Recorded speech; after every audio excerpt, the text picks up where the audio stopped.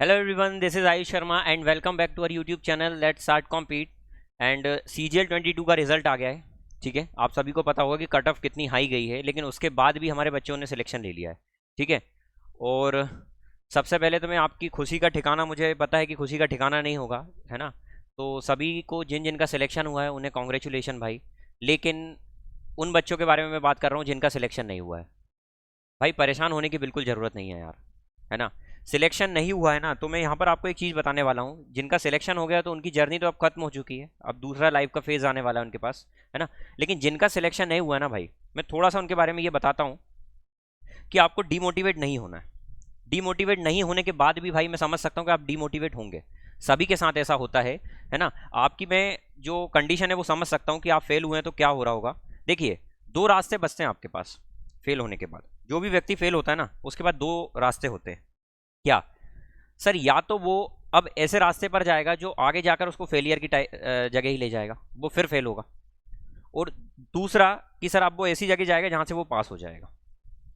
लेकिन मैं बोलता हूं कि सर यहां पर 90% लोग चलते हैं अगली बार फिर, और 10% सिर्फ इस पर आ पाते हैं जो पास हो पाते हैं। अब यहां पर डिफरेंस कहां पर क्रिएट होता है? देखो, यदि आप फेल हुए, दो स्टूडेंट की बात कर रहा हूं, दो स्टूडेंट हैं, दोनों फेल हो गए। अब एक स्टूडेंट क्या करेगा जो जनरल होगा कि ठीक है, कुछ दिन तक डिमोटिवेट होगा, बुरा लगेगा उसको, है ना, देवदास बनेगा। उसके बाद वो नॉर्मल होगा। नॉर्मल होकर वो ये सोचेगा कि चलो 22 का मेरा बिगड़ा, 23 के लिए वो रेडी हो जाएगा, 23 की प्रिपरेशन शुरू कर देगा। और अगेन वही कि एक बार रिवीजन करा सिलेबस का प्रॉपर तरीके, क्योंकि उसकी प्रिपरेशन तो थी कर और वो वापस अपने उसमें लग जाएगा, मॉक टेस्ट देगा अलग अलग प्रकार के, ज़्यादा से ज़्यादा मॉक लगाएगा और इन सब में वो अपना टाइम देगा। ठीक है, वो अपनी प्रिपरेशन में वैसे ही लग जाएगा जैसा वो पहले लगा था। वो अगेन उसके चांसेस हैं कि वो फेल होगा भाई जाकर, अगेन उसके चांसेस हैं कि वो फेल होगा। ऐसा क्यों बोल रहा हूं मैं आपको अभी बताता हूं। देखिएगा, दूसरा व्यक्ति वो होगा जो 10% में आएगा। वो क्या करेगा, और आपको भी वही करना है, जो ये वीडियो देख रहे हैं ना, आपको भी यही करना है भाई। जिनका नहीं हुआ है ना, आपको ये सोचना है, आपको अपनी गलती को एनालिसिस करना है। जो पास होता है ना वो यही करता है, नेक्स्ट टाइम जो पास होगा ना वो यही करेगा।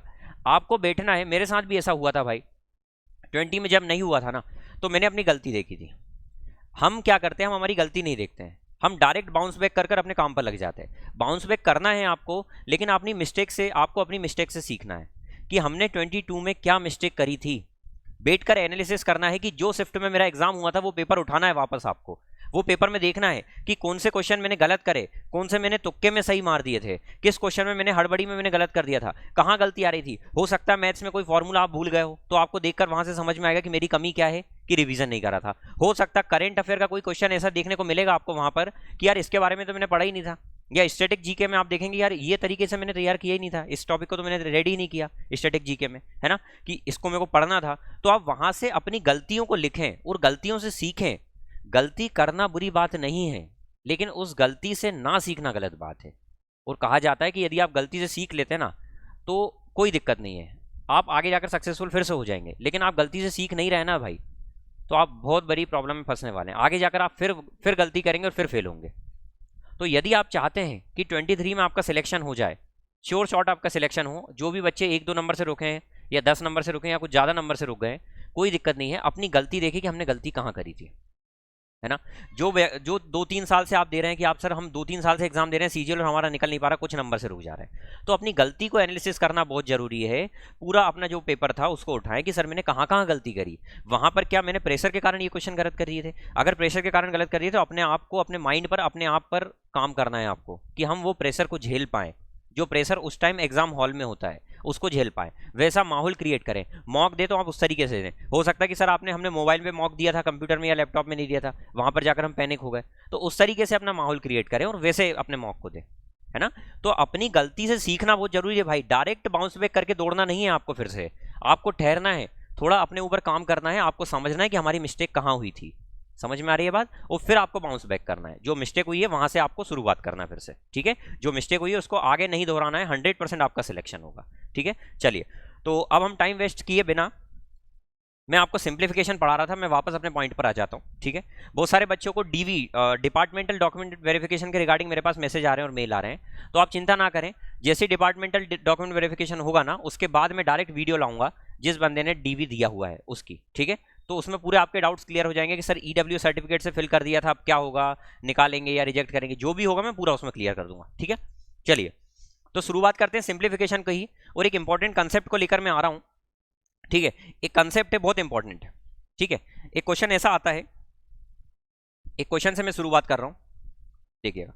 क्वेश्चन ऐसा आएगा कि आपको एक नंबर दे रहा हूं मैं 3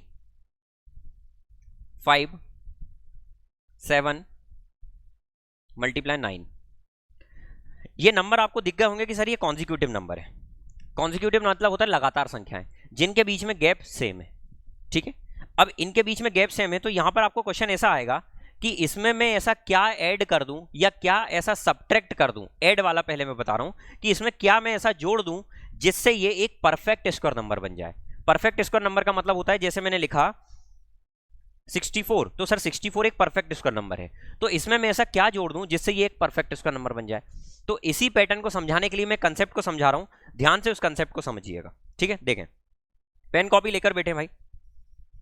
जैसे एक नंबर लिख रहा हूं मैं, एक x से मल्टीप्लाई x प्लस a ले लेते हैं, फिर मल्टीप्लाई में x प्लस 2a ले लेते हैं। देखो a बढ़ाते जा रहा हूं मैं सबको, है ना, क्योंकि कॉमन डिफरेंस है ना। इसको हम अरिथमेटिक प्रोग्रेशन में बोल सकते हैं, समांतर श्रेणी में बोल सकते हैं। क्यों? क्योंकि सर अरिथमेटिक प्रोग्रेशन का मतलब होता है कि जिनका गैप सेम हो, जिनमें गैप सेम हो, है ना।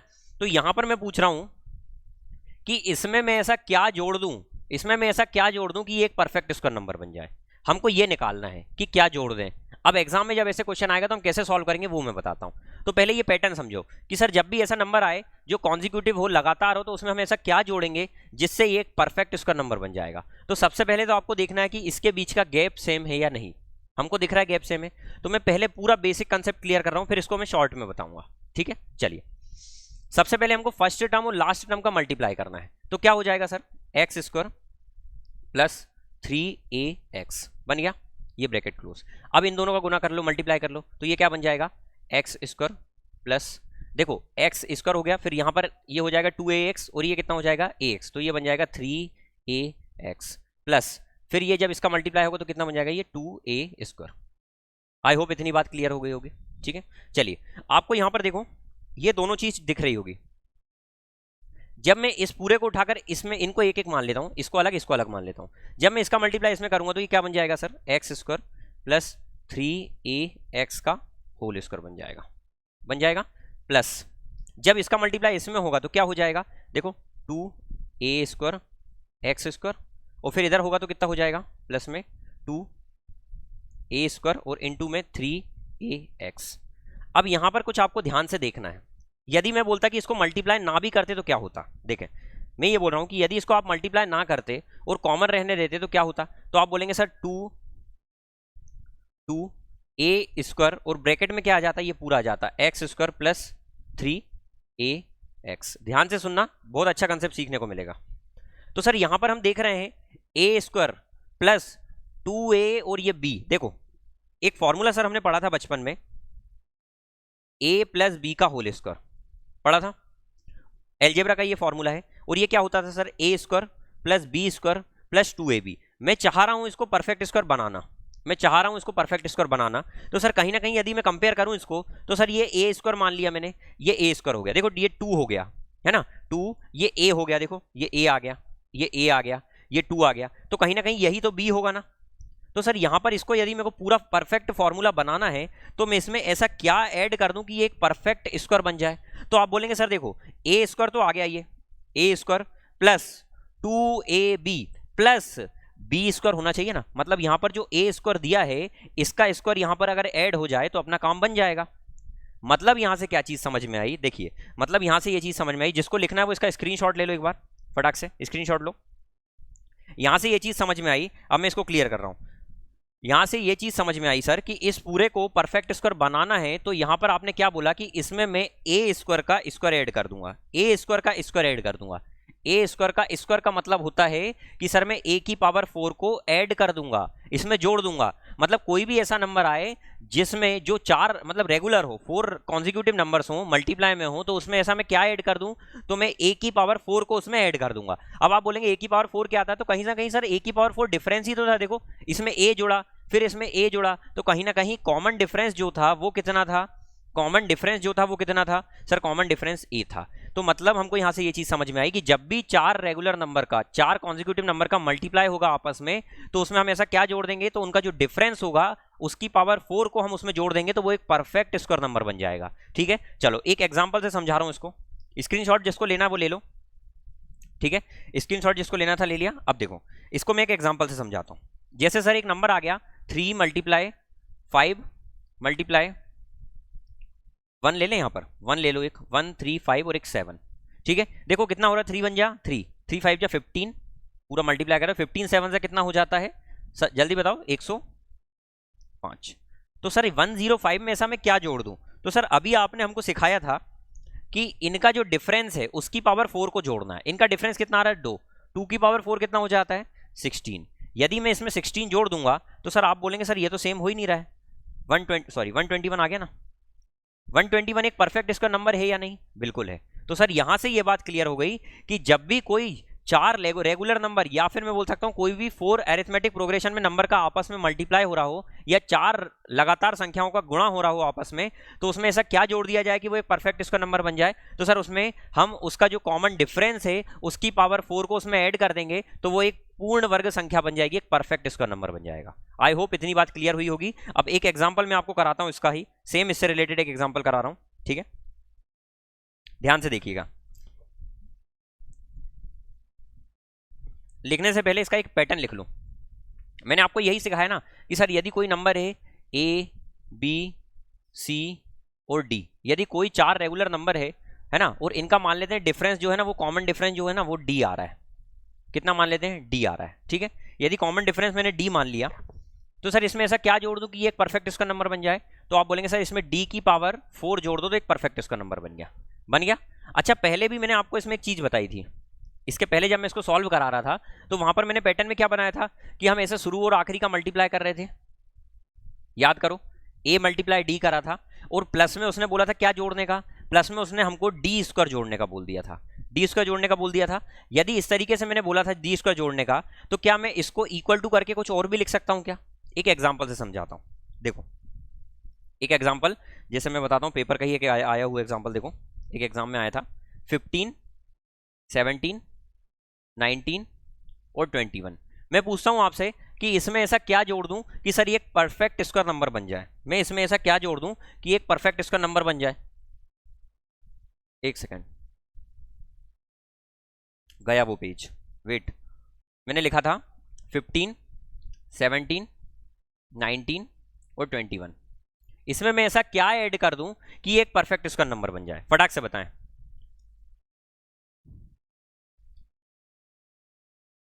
इसमें ऐसा क्या ऐड कर दूं कि परफेक्ट स्क्वायर नंबर बन जाए, तो आप बोलेंगे सर इसका डिफरेंस कितना है, 2। देखो सभी का डिफरेंस 2 है, तो यहां पर 2 की पावर 4 में ऐड कर दूंगा, तो ये एक परफेक्ट स्क्वायर नंबर बन जाएगा। मैं यहां पर ये पैटर्न समझाना चाह रहा हूं कि जब भी कोई नंबर इस तरीके से मल्टीप्लाई में हो जिनका कॉमन डिफरेंस हो, तो सर इसमें हम इनका जो कॉमन डिफरेंस है उसकी पावर 4 को जोड़ देंगे, तो वो एक परफेक्ट स्क्वायर नंबर बन जाएगा। और इसको इक्वल टू में हम इसके बराबर भी लिख सकते हैं, sir A multiply D plus में डी स्क्वायर की पावर होल ट्वाइस, ये इसके बराबर भी होगा। तो ये आप डायरेक्ट लिख लें, जो फॉर्मूला मैंने अभी बनाना सिखाया था ये उससे ही बना है, ये आप डायरेक्ट लिख लें।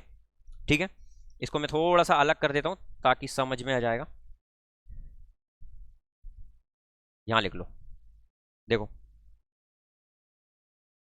अरे यार दिख नहीं रहा होगा ना, इसको नीचे करो और इसको और नीचे करो, अब दिख रहा होगा, देखो। ठीक है, तो ये बहुत इंपॉर्टेंट है भाई, ये कहानी बहुत इंपॉर्टेंट है, ये आपको आना चाहिए, और इसके एग्जाम में क्वेश्चंस भी आए, मैं आपको बता देता हूं अभी। ठीक है, ए प्लस डी का, ये ए डी स्क्वायर का, और ये यहाँ पर होल स्क्वायर भी चल रहा है, ये जरूर लिख लेना। ठीक है, चलिए, आई होप इतना समझ में आ गया होगा। अब इसके क्वेश्चन पे आ जाते हैं अपन। क्वेश्चन देखो, इसका एक क्वेश्चन दे रहा हूँ, 926 926 इंटू 930 इंटू 934 इंटू 938, ये एक क्वेश्चन है। अब मैं आपसे पूछ रहा हूं कि इसमें मैं ऐसा क्या ऐड कर दूं कि एक परफेक्ट स्क्वायर नंबर बन जाए।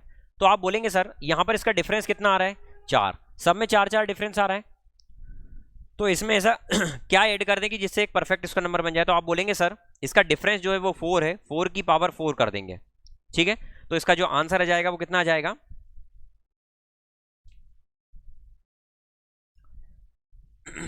16 का स्क्वायर इसका आंसर आ जाएगा। आई होप ये समझ में आ गया होगा। ठीक है, तो जब भी सर ऐसा क्वेश्चन आ जाए कि जिसमें 4 नंबर कॉन्जिक्यूटिव हो, लगातार हो, तो उनका जो डिफरेंस होगा ना उसकी पावर 4 को जब हम उसमें ऐड करेंगे तो वो एक परफेक्ट स्क्वायर नंबर बन जाएगा। वहां से अपना ये कंसेप्ट क्लियर हो गया होगा। आई होप आपको समझ में आ गया होगा। अब देखो अगला, अब एक और चीज समझो, एक क्वेश्चन और देता हूं। देखो जैसे मैं बोलता हूं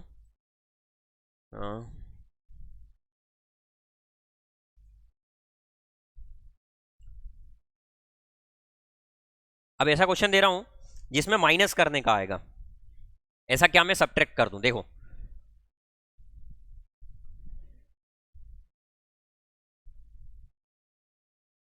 मल्टीप्लाई मल्टीप्लाई मल्टीप्लाई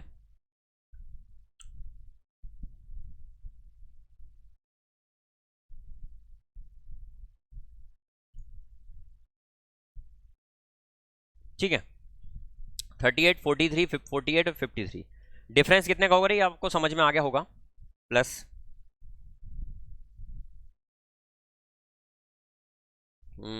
इसमें कुछ ऐड करने का मैं बता देता हूँ।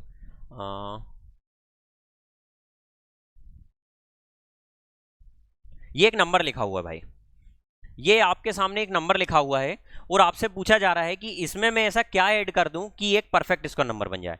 तो सर आप ये बोलेंगे, हमने अभी एक पैटर्न सीखा कि सर जब भी इस तरीके का नंबर हो, जिस कॉन्जिक्यूटिव नंबर हो मल्टीप्लाई में, तो इनका जो डिफरेंस होता है उसकी पावर 4 को ऐड करना होता है। तो सर यहाँ पर इनका डिफरेंस कितना दिख रहा है आपको? सबका 5 दिख रहा है। तो सर यहाँ पर हम क्या करेंगे, 5 की पावर 4 को ऐड कर देंगे। 5 की पावर 4 का ऐड कर देंगे मतलब कितना होता है, 625 को हम इसमें जोड़ देंगे। 625 को जोड़ना था, लेकिन सर 46 ऑलरेडी जुड़ा हुआ है। देखो 46 ऑलरेडी जुड़ा हुआ है, तो हम इसमें क्या जोड़ेंगे सर? 625 नहीं जोड़ेंगे, हम 46 माइनस कर देंगे। तो सर जो बचेगा वो हम इसमें जोड़ेंगे। क्या इतनी बात समझ में आ रही है? तो सर हम इसमें 579 जोड़ देंगे, जिसको जोड़ने पर ये एक परफेक्ट स्क्वायर नंबर बन जाएगा। आई होप इतनी बात आपको समझ में आ गई होगी। ठीक है, तो ऐसे क्वेश्चन आने के चांसेस हैं। अब इसको एक और प्रकार से पूछ सकता है भाई एग्जामिनर, एक और प्रकार से पूछ सकता है। कैसे मैं बताता हूं, देखो वो ऐसा देगा कल को, यहां पर कोई बड़ा नंबर देगा, ठीक है, यहां दे देगा 630 ऑलरेडी ऐड है। ठीक है, अब वो आपसे पूछेगा कि इस नंबर में से ऐसा मैं क्या सब्ट्रैक्ट कर दूं कि ये एक परफेक्ट स्क्वायर नंबर बन जाए। तो सर आप बोलेंगे कि हमने इसको देखकर तो ये सीखा था कि इसमें हम कुछ ऐड कर दें तो ये एक परफेक्ट स्क्वायर नंबर बनेगा। तो आप बोलेंगे सर यहाँ पर 5 है, 5 की पावर 4 मतलब होता है 625। 625 सिर्फ ऐड करते तो ये एक परफेक्ट स्क्वायर नंबर बन जाता। लेकिन सर यहाँ पर देखें 630 लिखा हुआ है, तो क्या मैं इसको ऐसा लिख सकता हूँ सर 625? तो सर ये इतने में ही परफेक्ट स्क्वायर बन जाता, लेकिन इसमें कितना एक्स्ट्रा है? 5। तो यही 5 को मैं क्या करूंगा? माइनस कर दूंगा। तो मैं बोलूंगा सर इस नंबर में से मैं 5 को सब्ट्रैक्ट कर दूं तो ये जो नंबर मुझे मिला हुआ है ये एक परफेक्ट स्क्वायर नंबर बन जाएगा। क्या इतनी बात समझ में आ गई? आई होप ये पैटर्न आपको पूरा समझ में आ गया होगा। छोटा सा पैटर्न था, समझ में आ गया होगा, है ना? यदि समझ में आ गया हो तो बताओ भाई। ठीक है, एक छोटा सा ही पैटर्न कवर करना था मुझे इस क्लास में। ठीक है, अगली क्लास लंबी लेकर आने वाला हूं मैं, और मे भी वो टॉपिक सर्ट्स एंड इंडिसेस का लूंगा, है ना, जिसमें इंपॉर्टेंट पैटर्न्स होते हैं आपके सीरीज वाले।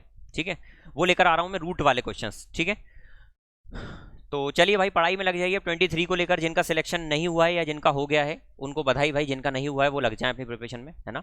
सभी के साथ होता है, लेकिन अपनी गलती को एनालिसिस जरूर करें। बस मेरा आपसे यही बोलना है, गलती को एनालिसिस करें और फिर आगे बढ़ें। जो भी गलती करी है ना वो अब नेक्स्ट टाइम अपने एग्जाम में नहीं होना चाहिए। गलती करना कोई गलत बात नहीं है भाई, गलतियों से ना सीखना गलत बात है। ठीक है, चलिए तो अब मिलते हैं फिर अगली क्लास में। तब तक के लिए अपना ध्यान रखिए। Thank you so much class.